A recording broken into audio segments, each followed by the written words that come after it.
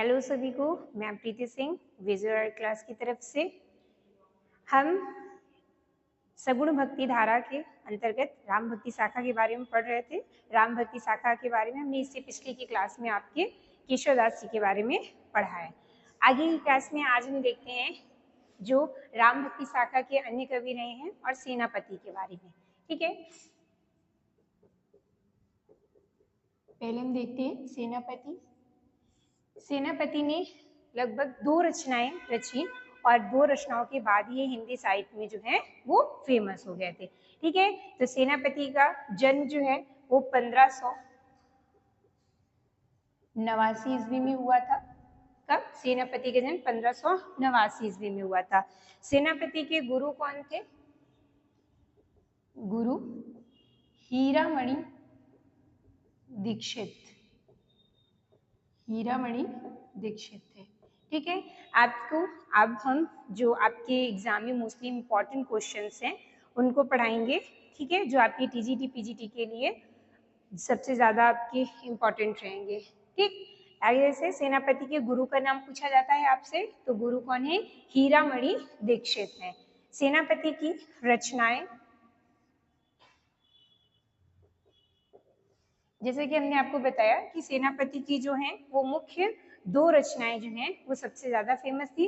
एक जो है वो आपकी भक्ति काल के अंतर्गत आती है और दूसरी आपकी रीति काल ग्रंथ माना जाता है, जिसमें से पहली रचना थी इनकी कवित्त रत्नाकर।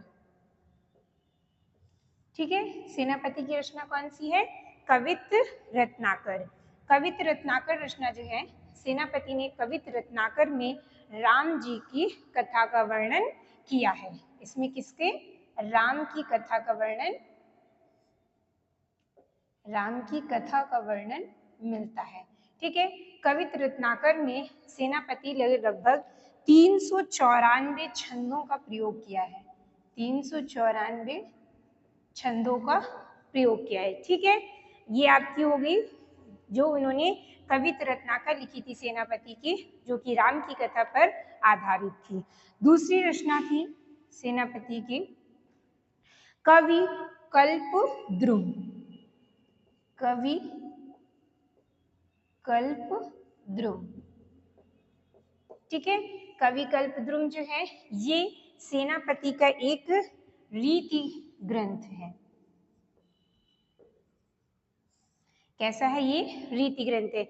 ये आपसे कई बार क्वेश्चन इस तरह बन करके आया है कि सेनापति की कौन सी रचना जो है वो रीति ग्रंथ के अंतर्गत आती है, तो आपकी कौन सी है? कवि कल्पद्रुम। सेनापति ने मुख्य रूप से 2 ही रचनाएं लिखी थी, पहली कवित्त रत्नाकर और दूसरी कवि कल्पद्रुम।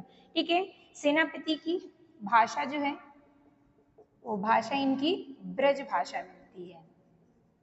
इन्होंने अपनी रचनाएं किस भाषा में की है? ब्रज भाषा में की है। कौन सा अलंकार है? सेनापति के श्लेष अलंकार का इन्होंने विशेष प्रयोग किया है। अपनी रचनाओं में श्लेष अलंकार का विशेष प्रयोग किया है। आचार्य शुक्ल सेनापति के संबंध में कहते हैं, सेनापति बड़े ही सहृदय कवि हैं। सेनापति बड़े ही सहृदय कवि है। ऋतु वर्णन तो इनके जैसा, ऋतु वर्णन तो इनके जैसा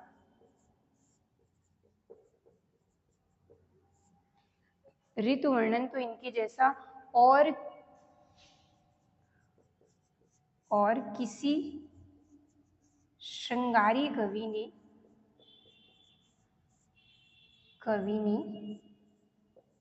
नहीं किया।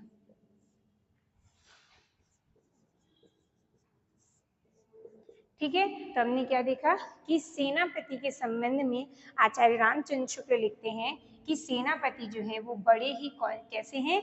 सहृदय कवि हैं। और ऋतु वर्णन इनकी रीतिकाल के ग्रंथ में देखने को मिलता है। ऋतु वर्णन तो इनके जैसा और किसी श्रृंगारी कवि ने नहीं किया है। तो आचार्य शुक्ल ने ऋतु वर्णन के संबंध में ये पंक्ति किसके लिए कही है? सेनापति के बारे में कही है। ये पंक्ति आपकी कई एग्जाम में बार बार पूछी जाने वाली पंक्तियां हैं, ठीक है, तो इसको आपको याद रखना है। और सेनापति की सेम की पंक्ति है जो आपसे पूछी जाती है।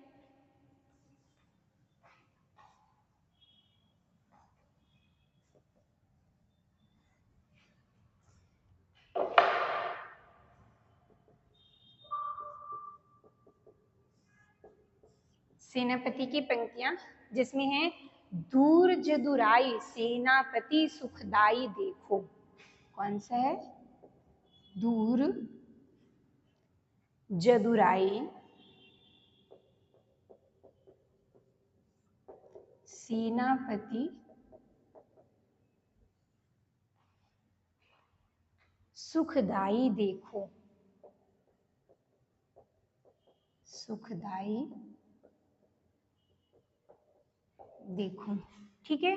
तो ये पंक्ति भी आपकी सेनापति के संबंध में है, पूछी जाती है। दूसरी है आपकी पूछी जाती है जो वृष को तरनी तेज सहसो करनी तपे। वृष को तेज तरनी सहसो करनी तपे, सहसो करनी तपे, ठीक है। ये सेनापति की जो पंक्तियां आपसे पूछी जाती हैं, दूर जदुराई सेनापति सुखदाई देखो। इसके आगे और भी पंक्ति है, मोस्टली ये पूछा था, वृष को तेज तरनी सहजो सहसो करनी तपे, ठीक है। ये आपकी हो गई सेनापति के बारे में। इससे ज्यादा आपको सेनापति के बारे में पूछा नहीं जाता है, ठीक। सेनापति के गुरु के संबंध में पूछा जाता है, हीरामणि दीक्षित जो हैं। इसके अलावा आपके कुछ अन्य राम भक्ति शाखा के जो आपके अन्य कवि हैं, उसमें आपकी रचना आ जाती है प्राणचंद्र चौहान।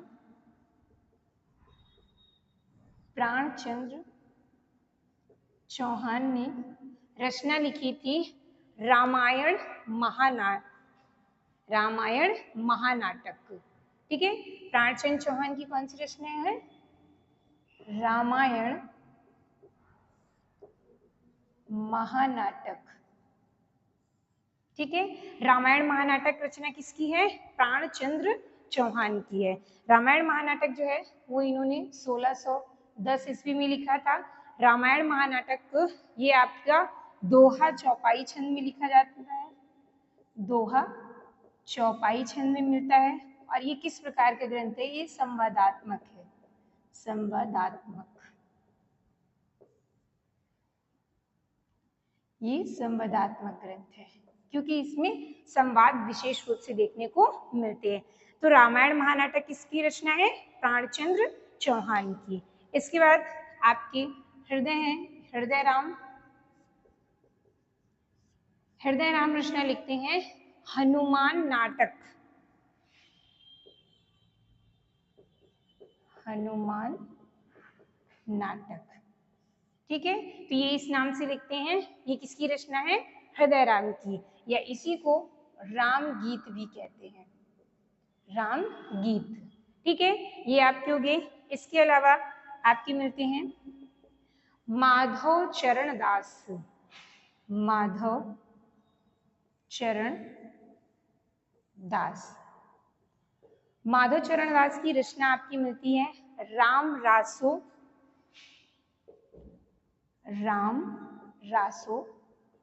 या आपकी आध्यात्म रामायण,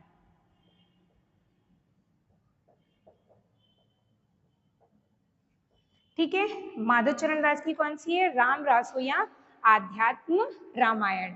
इसके अलावा रायमल पांडे लिखते हैं, रायमल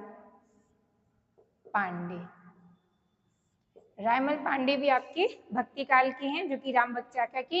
इन्होंने लिखी है हनुमान चरित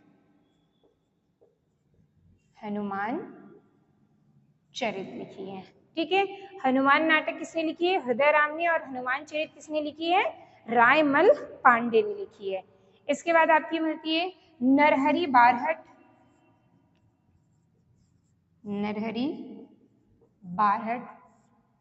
नरहरि बारहट की जो रचना आती है आपकी वो है पौरुषेय रामायण। पौरुषेय रामायण, ठीक है। कौन सी रचना है? पौरुषेय रामायण।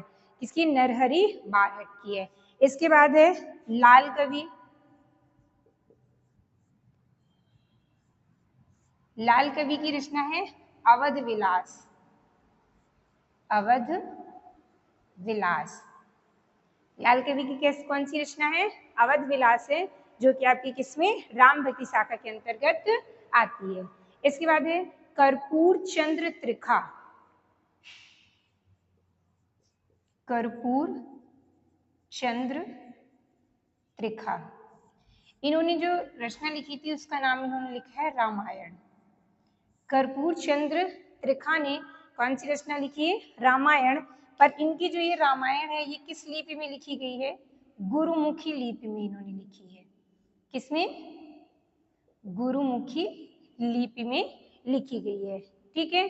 और इसकी गुरुमुखी लिपि से संबंधित ये कैसी भाषा है? इसमें ब्रज भाषा का प्रयोग है, ठीक है। रामायण जो आपकी गुरुमुखी लिपि में लिखी गई थी वो किसने लिखी थी? कर्पूर चंद्र त्रिखा ने लिखी थी, ठीक है। इसके बाद आपकी एक होल राय। होल राय। होल राय कवि आते हैं। होल राय कवि जो हैं तुलसीदास ने इन्हें अपना लोटा दिया था, जिस पर इन्होंने कहा था लोटा तुलसीदास को लाख टकों को मोल, मोल तोल कछु है नहीं, लेहु राय कवि होल, ठीक है। तो ये पंक्ति किसके लिए मिलती है? होल राय कवि के लिए। और होल राय कवि के संबंध में ये पंक्ति फेमस है कि तुलसीदास जी ने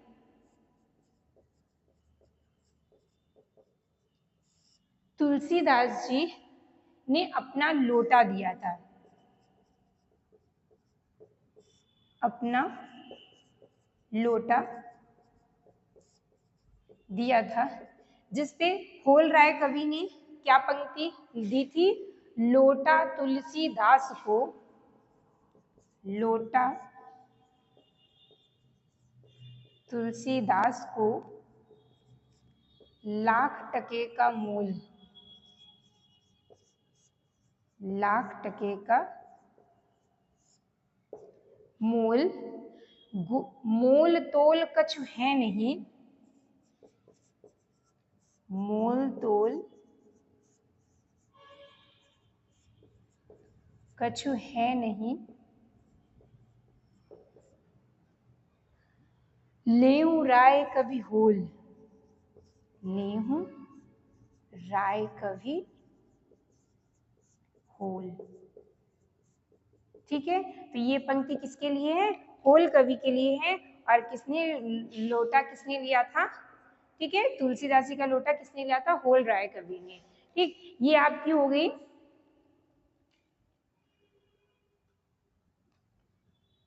ठीक है। तो ये आपके जो कवि हैं ये सगुण धारा के राम भक्ति शाखा के आपके प्रमुख कवियों के बारे में बता दिया।